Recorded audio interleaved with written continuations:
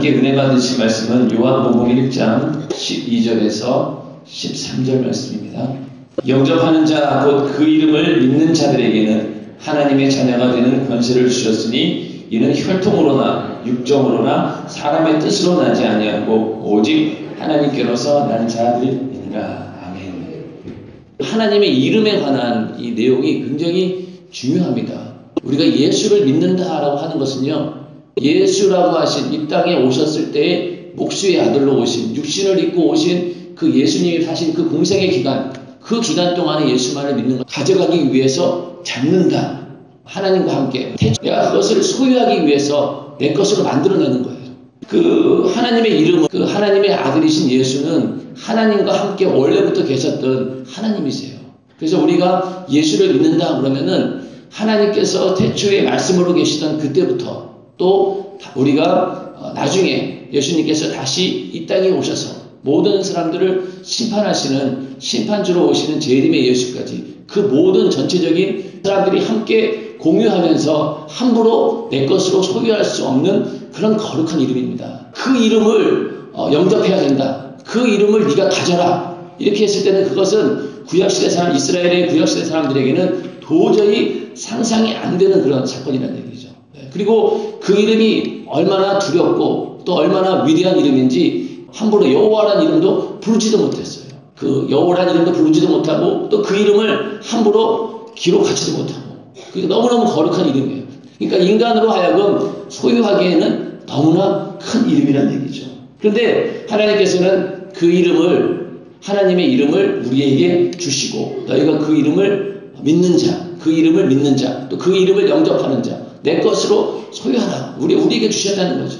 이것은 어마어마하게 큰 축복입니다. 구약 사람들에게는 상상하지 못할 큰 복을 우리가 받는 줄을 믿으시기 바랍니다. 그래서 우리가 예수의 이름으로 기도하고, 또 예수의 이름으로 병을 고치고, 또 예수의 이름으로 귀신을 쫓아내고, 그 이름을 가지고 무엇이든 구할 수 있다고 하는 것은 하나님께서 우리에게 주신 최고의 축복인 줄을 믿으시기 바랍니다.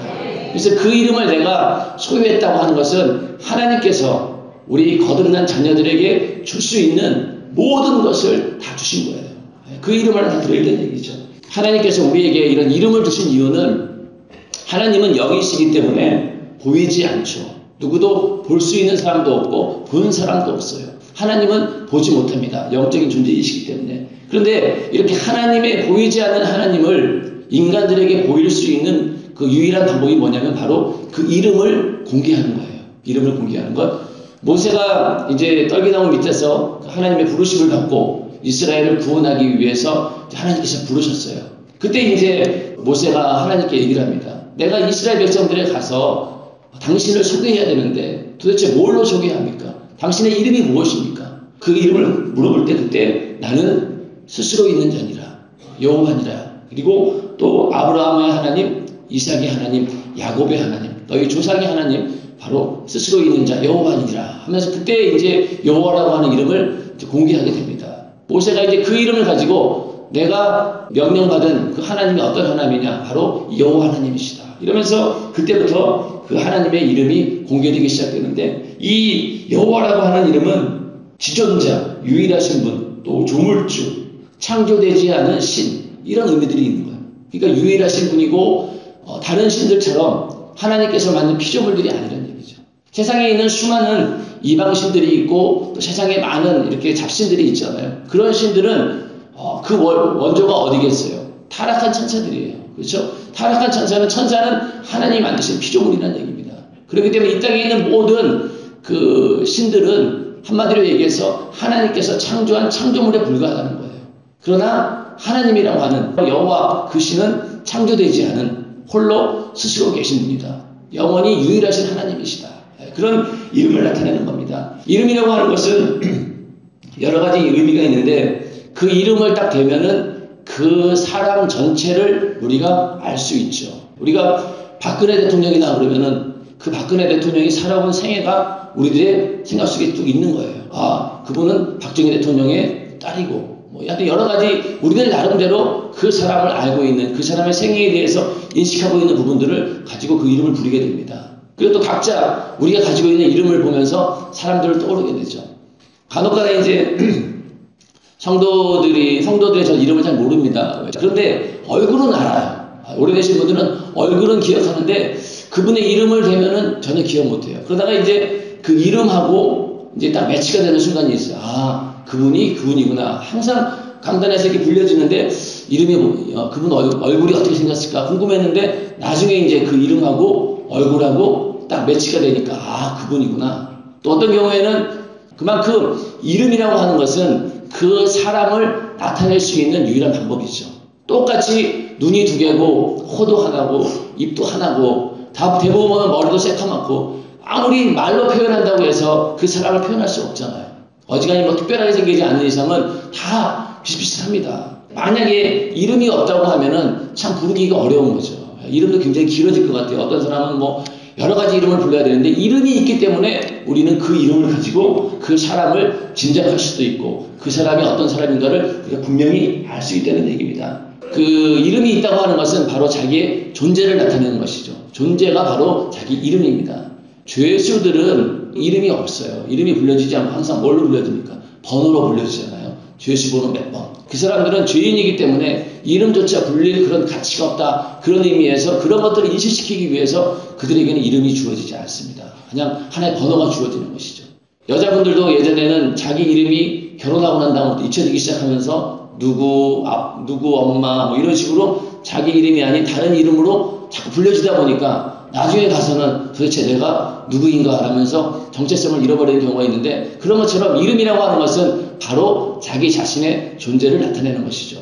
부모가 이제 그 이름을 질 때 그 이름 가운데 어떤 여러 가지 의미를 담게 되는데 연세중앙교회에서는 주로 가운데 이름이 뭐가 많냐면 예자 돌림이 많죠. 그렇죠? 뭐 예안이, 예은이, 또 뭐 예건이, 뭐 여러 가지 예자 들어가고 다 예수님의 그 예자가 들어가죠. 그 다음에 또 많이 들어가는 게 하자, 하은이, 뭐 하나님의 은혜, 뭐 하자가 또 많이 들어가요. 그렇죠? 그리고 또 주자도 많이 들어갑니다.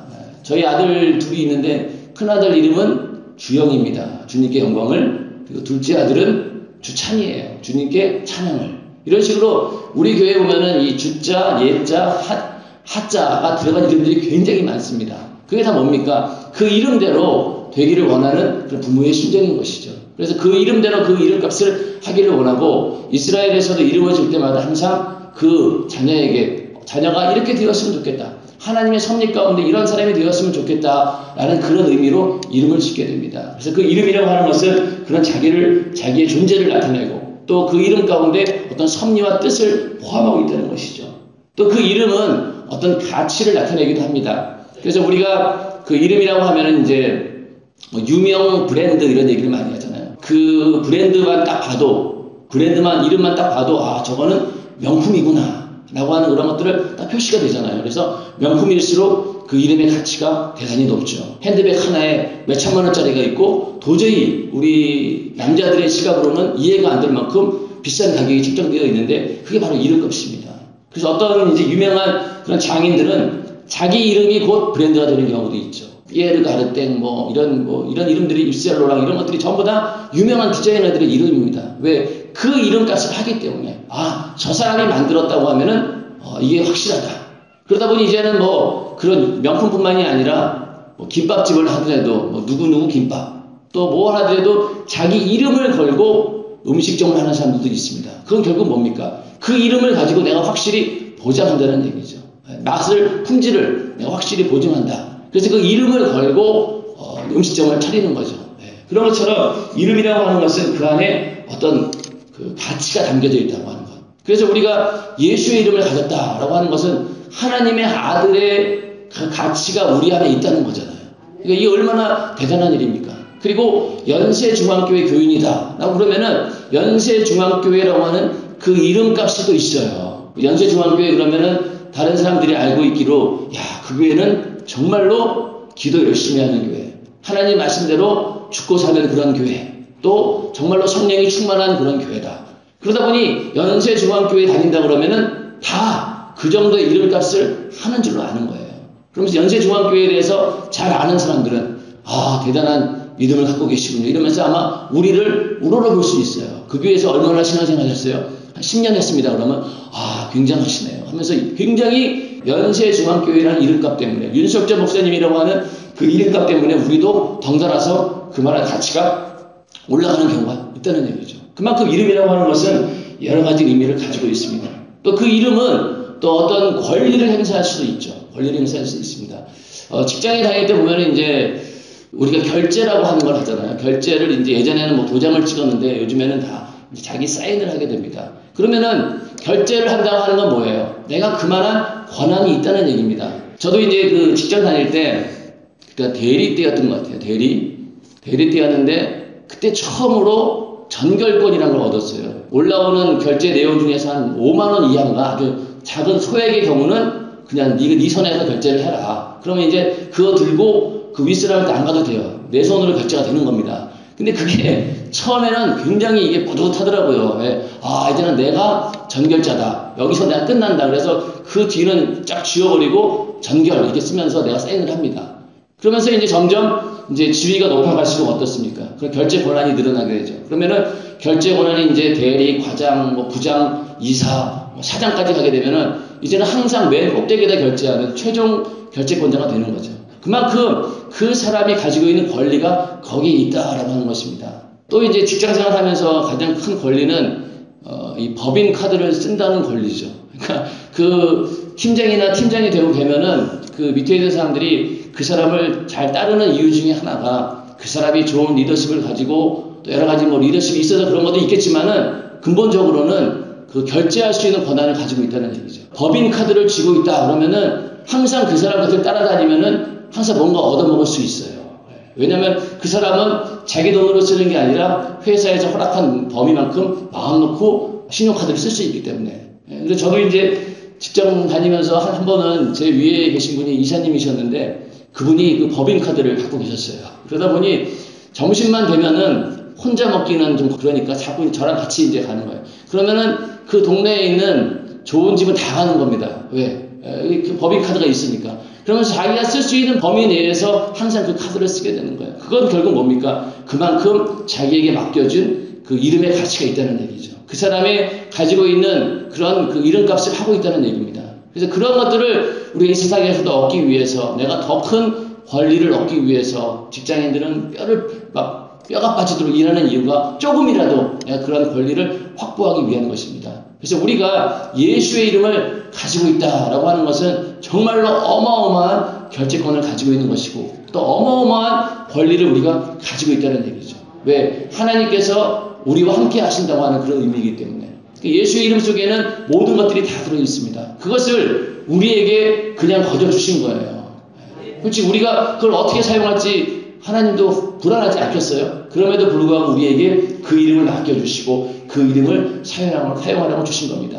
우리가 기도할 때 그 이름이 거룩히 여김을 받으시오며 이렇게 기도해야 되는 이유는 그 이름이 함부로 나로 인해서 남용되지 않게 또 그로 인해서 하나님의 이름이 망령되이 일컫는 것을 방지하기 위해서 먼저 그 이름이 거룩해지기 위해서 그걸 놓고 기도해야 된다는 얘기죠. 그래서 우리가 내 안에 예수의 이름을 가졌다라고 하는 것은 바로 내가 그만큼 내 안에도 거룩한 이름을 가졌기 때문에 나도 함부로 살 수 없다. 나도 동일하게 하나님이 원하시는 거룩함을 갖고 있어야 된다라는 그런 의미입니다. 우리 안에 예수의 이름이 있다라고 했을 때는 우리에게 주어진 권리도 크지만은 거기에 상응하는 책임도 그만큼 있다는 사실을 알고 항상 그 이름을 사용할 때 우리가 신중하게 사용을 해야 됩니다. 그 이름을 뭐 강아지 병 고치는 데 쓸 수 없잖아요. 그 이름 가지고 아무 데나 갖다 붙여서 기도할 수 없습니다. 정령으로 구하는 기도는 응답하지 않는다는 이유는 예수의 이름으로 기도할 때 그 기도할 때 그 이름의 그 명예에 걸맞는 것을 가지고 기도해야 된다는 얘기입니다. 그래야지 응답하시는 것이지 아무 데나 갖다 붙인다고 해서 응답이 되는 것은 아니라는 얘기입니다. 그래서 이렇게 하나님께서 우리에게 주신 이름은 처음에 성경에 나온 이름은 여호와라는 이름이에요. 그래서 여호와라는 이름 가운데도 여호와 니시 그러면은 승리의 하나님, 또 여호와 샬롬 그러면 평강의 하나님, 또 여호와 라파 그러면은 치료의 하나님, 여러 가지 이름들이 있어요. 그런데 하나님께서 그 여호와라는 이름을 우리에게 주셨는데 그 이름은 솔직히 말해서 우리가 소유할 수 있는 이름은 아니에요. 우리가 그것을 마음껏 가지고 소유하고 내 것으로 삼을 수 있는 그런 이름이 아니라는 얘기입니다. 그것은 정말로 두려운 하나님의 이름이에요. 하나님의 그 위대하신 이름이기 때문에 그 이름을 내가 함부로 쓸 수가 없어요. 괜히 잘못 그 이름 건드렸다가는 내가 저주를 받습니다. 죽음을 당합니다. 안식일의 경우를 들어볼게요. 구약의 안식일은요, 우리의 안식일이 아니에요. 하나님의 안식일입니다. 하나님의 안식일이에요. 그러니까 우리의 안식일이 아닌 거예요. 다만 우리 인간이 하나님의 안식에 참여할 수 있는 그런 축복을 주신 거예요. 그런데 그것이 너무나 큰 안식이었기 때문에 인간이 감당할 수가 없는 거예요. 그래서 안식일에 조금만 잘못해도 그냥 저주를 받게 됩니다. 그러니까 그 안식은 우리에게 준 안식이 아닙니다. 하나님께서 일곱째 날에 안식하신 그날이기 때문에 하나님의 안식일인 거예요. 그러니까 우리 게 아니란 얘기입니다. 그렇기 때문에 구약시대 사람들은 안식일 가운데 있었지만은 그 가운데 자유함이 없습니다. 항상 두려운 거예요. 안식일을 잘못 범하면 어떡할까? 이게 두려운 가운데 있는 것이기 때문에 안식일은 하나님의 안식이지 우리의 안식은 아니란 얘기입니다. 나중에 예수님께서 십자가에 달려 죽으시고 부활하신 다음에 우리의 죄를 다 사하시고 우리가 자유함을 얻었을 때 그때 비로소 우리는 죄에서 자유함을 얻게 되고 그 이후로 우리에게는 이제는 안식일이 아닌 주일로서 그날이 성일이 되고 그날이 바로 우리가 누리는 안식일이라는 얘기입니다. 그러니까 구약시대의 안식일하고 지금의 안식일하고는 차원이 다르다는 얘기죠. 그때는 그냥 그 안에 속해 있는 하나의 어떤 내가 그 안식일에 들어간 것만으로도 감사해야 되는 그런 객관적인 입장이었다고 한다면은 지금 우리의 안식은 내 안에 예수님께서 내 안에 계시기 때문에 곧 내가 안식일의 주인이라는 얘기입니다. 그 안식일을 대하는 태도가 다르다는 얘기입니다. 그런데도 오늘날 우리가 만약에 이 안식일날 주일날 그냥 구약시대 사람들처럼 억지로 마지못해서 그냥 오기 싫은 거 억지로 와서 앉아있는다고 하면은 우리에게는 아직 안식이 이루어지지 않은 거란 얘기죠. 그런 거와 마찬가지로요, 하나님의 이름이라고 하는 것도 여호와라고 하는 이름은 아무리 불러도 하나님이 영광 받으실 뿐이지 우리하고는 상관이 없는 이름입니다. 그래서 우리에게 주신 이름은 뭘까요? 바로 우리에게 주신 이름은 여호와라는 이름이 아니라 예수라고 하는 이름을 우리에게 주신 겁니다. 그러니까 여호와라는 이름은 하나님의 이름은 맞아요. 그것은 구약시대 사람들이 불렀던 하나님이고 정말 하나님이라고 하는 그 높으신 하나님을 나타내는 그 이름이지만은 우리에게 준 이름은 아니라는 얘기입니다. 우리에게 주신 이름은 바로 예수라고 하는 이름. 그래서 그 이름은 어떤 내용이냐, 내 백성을 죄에서 구원한다고 하는 그런 이름이죠. 또 하나님께서 우리와 함께 하신다고 하는 임마누엘의 이름입니다. 하나님이 우리와 함께 한다고 하는 거죠. 여호와라고 하는 이름은 절대로 우리와 함께 할 수가 없습니다. 우리가 그 이름을 떠받들어야 되고요. 그 이름에 경외를 표해야 되고 그 이름 앞에 영광 돌려야 되는 그런 이름이지 내가 그 이름을 소유함으로 인해서 하나님과 함께는 절대로 될 수 없다는 그런 이름이 바로 여호와라는 이름입니다. 그런데 그 예수라고 하는 이름은 바로 죄에서 구원하는 이름이고 누구를? 우리를 죄에서 구원하기 위한 이름이고 그 이름을 우리에게 주심으로 인해서 임마누엘 하나님이 우리와 함께 한다고 하는 그 놀라운 사건이 이루어진 겁니다. 그러니까 하나님께서 우리와 함께 하시다. 그러니까 예수의 이름이 우리 안에 있다고 하는 것은 예전 구약시대 사람들은 하나님의 이름이 어디에 있었냐면요. 성막 안에, 법궤 안에 있었어요. 법궤 안에 하나님 보좌 가운데 그 이름이 있었고 또 그 이후로는 예루살렘 성전, 그 성전 안에 있는 이름이 바로 하나님의 이름이었어요. 근데 그 이름이 오늘날 우리에게는 예수 믿는 모든 사람들에게 그 이름이 갑자기 있다고 하는 것은 구약시대 사람들이 보면 놀라 자빠질 일인 거죠.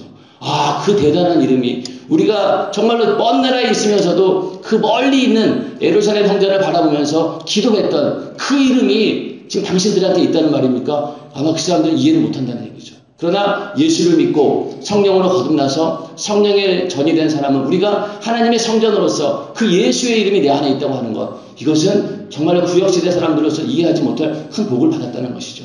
그 이름이 내 안에 있다는 거예요. 이게 믿어지십니까?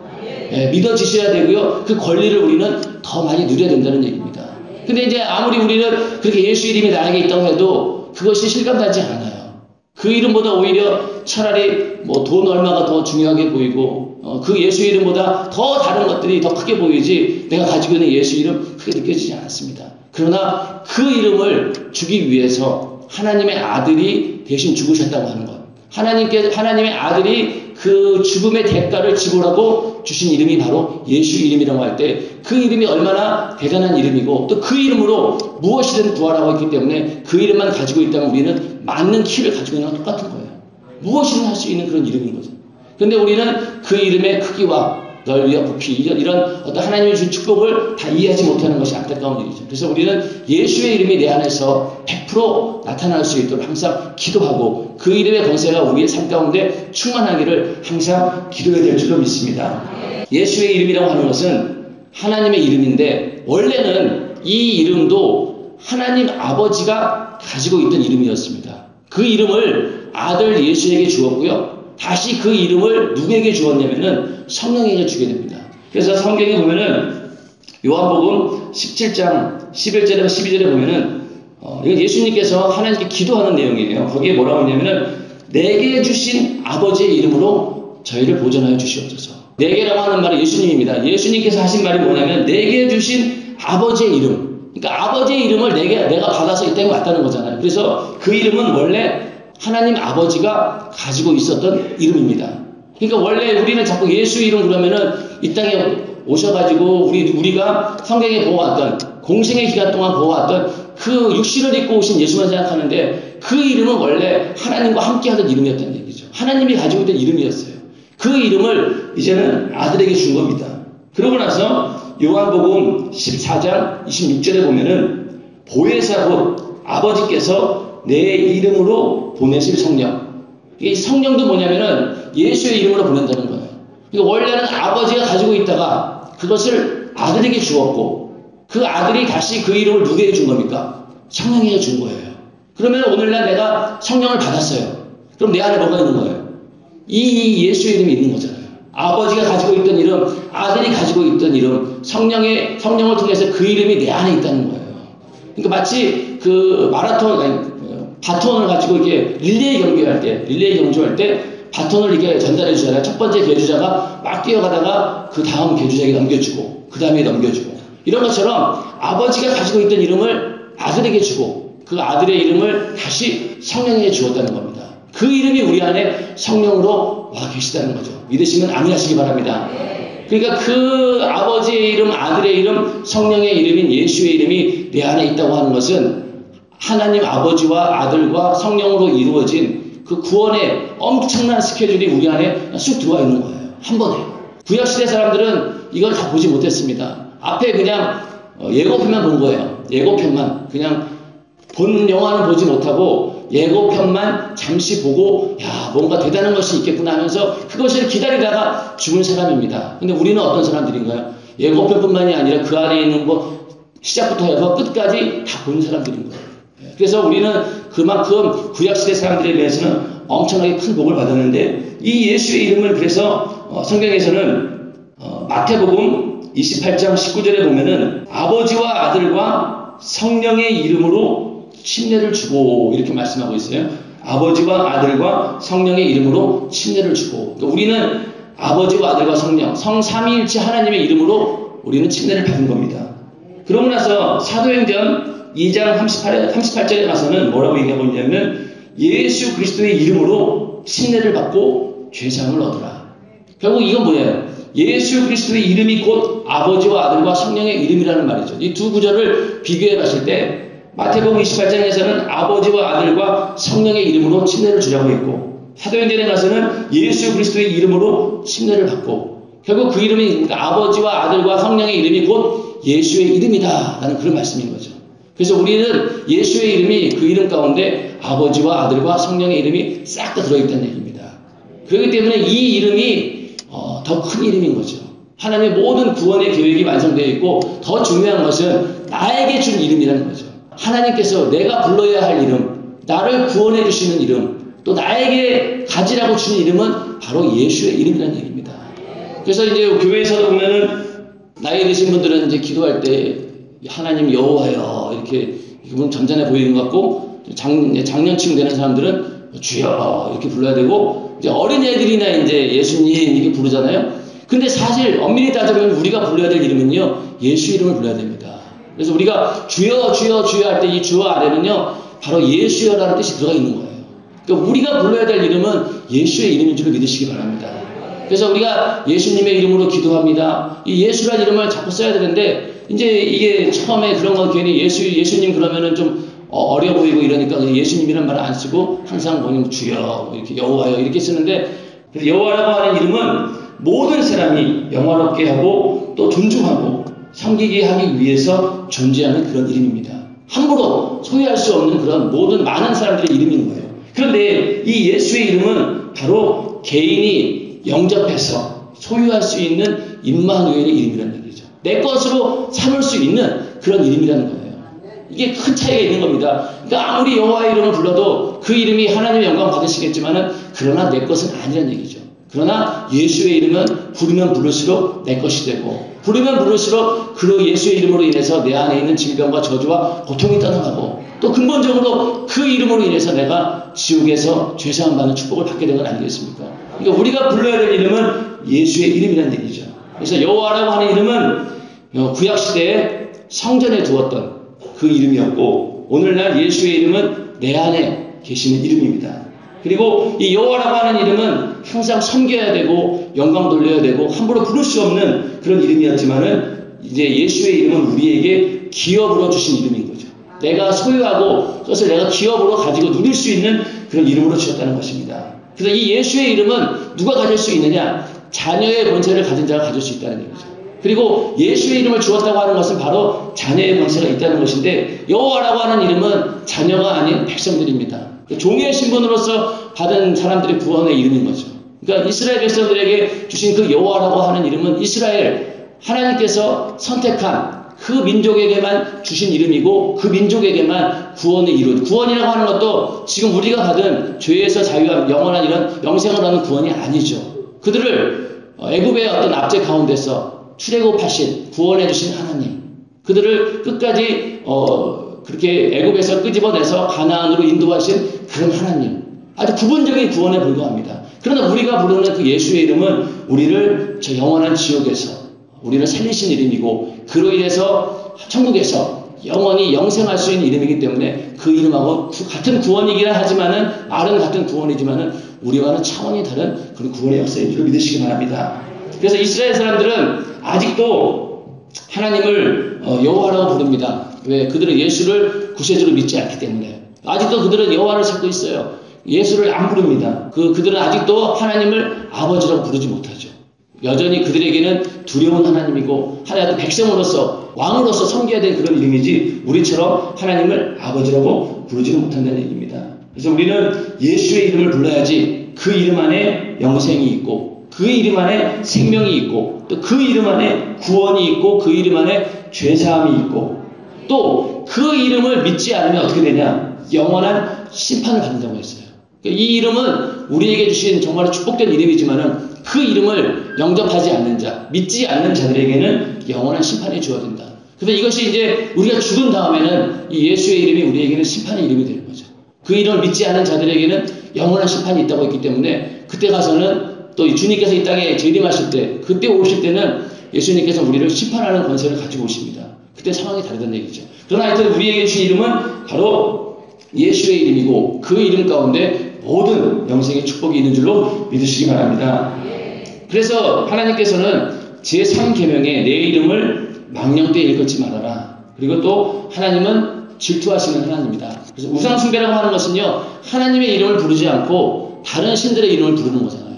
하나님 그거를 너무너무 싫어하시는 거예요. 질투하실 정도로. 그래서 그 이름을, 다른 이름을 마음에 두고 그것을 부르는 자들에게 3, 4대의 저주가 임한다. 그래서 우리가 우상숭배하면 안 된다. 결국 그건 뭐냐면은 하나님의 이름, 예수의 이름을 부르지 않고 다른 이방신들의 이름을 부르기 때문에 하나님의 이름을 망령되이 일컫는 것이 되고, 그것이 하나님의 심기를 불편하게 만들어서 하나님이 진노하게 만들고, 그로 인해서 저주를 받게 된다는 얘기입니다. 그래서 우리는 온전히 하나님만 사랑해야 되고, 그 사랑의 표현이 바로 하나님의 이름이신 예수의 이름을 우리가 끝까지 불러야 된다는 얘기입니다. 그래서 예수를 믿고 그 이름만 영접해야지만이 우리에게 평안이 있고 우리에게 참 자유가 있는 줄로 믿으시기 바랍니다.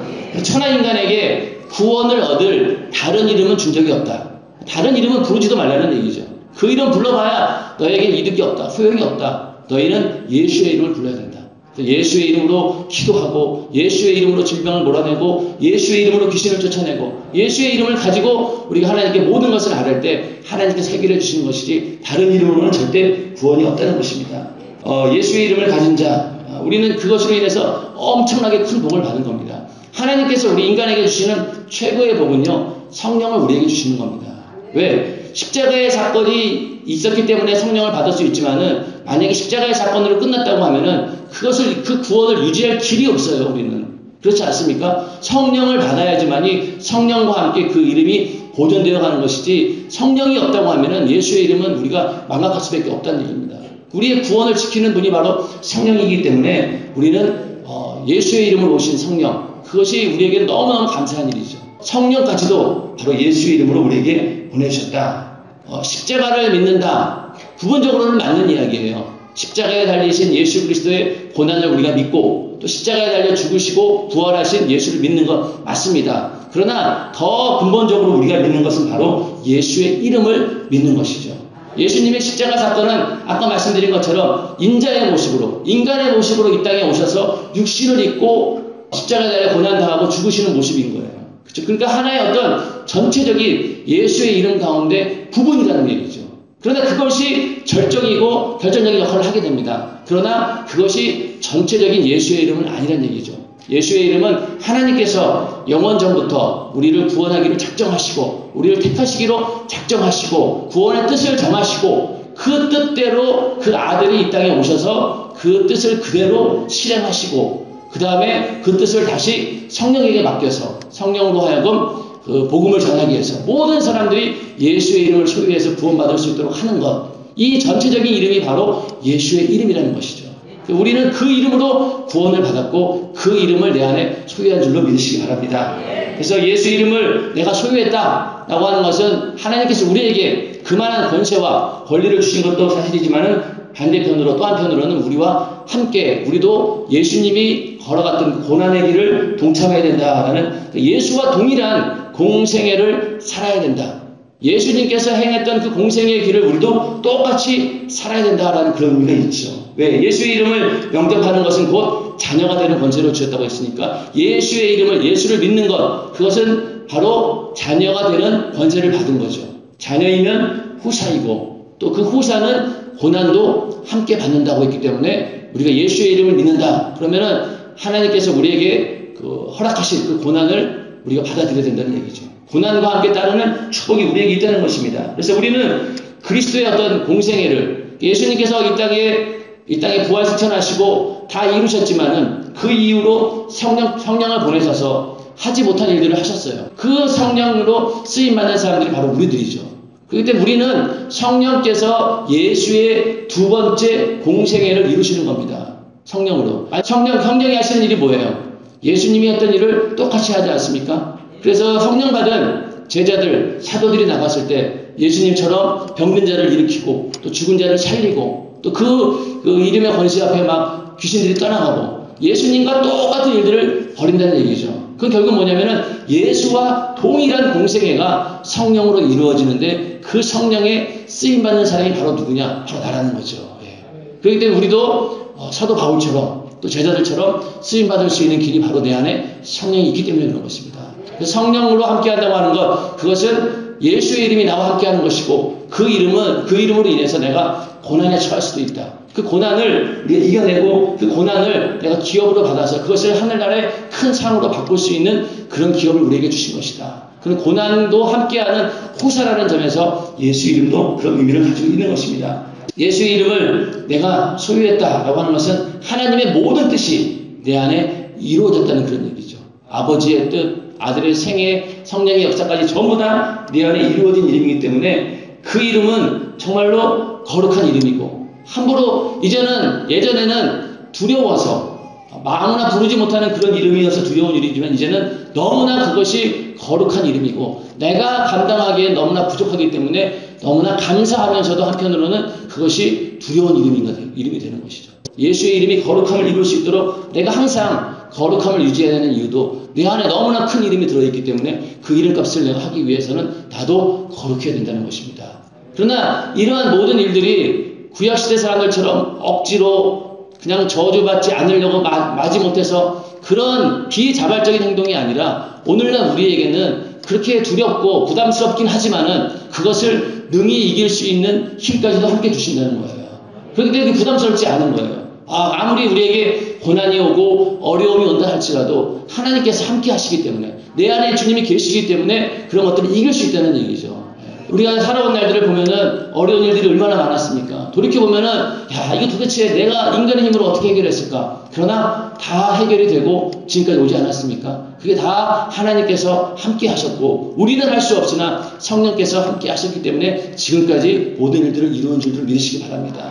그래서 우리는 절대로 좌절할 필요도 없고 두려워할 필요도 없고 더 담대하게 예수의 이름을 가지고 이것이 내 이름이다 하는 그런 믿음을 가지고 항상 승리하는 저와 여러분이 되시기를 주님의 이름으로 축원합니다. 이런 시간 기도할 때 주님 내 안에 주신 그 예수의 이름의 그 명예에 더럽히는 삶을 살지 않게 해주시옵소서. 항상 그 이름이 거룩한 것처럼 나도 거룩하게 하여 주시옵소서. 예수의 이름으로 모든 질병과 저주와 가난과 고통 문제들이 이 시간 싹 떠나가게 하여 주시옵소서. 이 시간 기도하고 예수의 이름 외에 다른 이름을 불렀던 우상 숭배했던 지난날 또 앞으로 이렇게 우상 숭배하지 않는 그런 축복된 자리에 우리를 불러주심에 감사하는 마음으로 이 시간 기도하겠습니다. 또 힘들어서 수영관에서 말씀을 전하는 주의 자들을 위해서도 이 시간 함께 기도하겠습니다. 주여 상상하시고 기도하겠습니다. 주여 주여 주여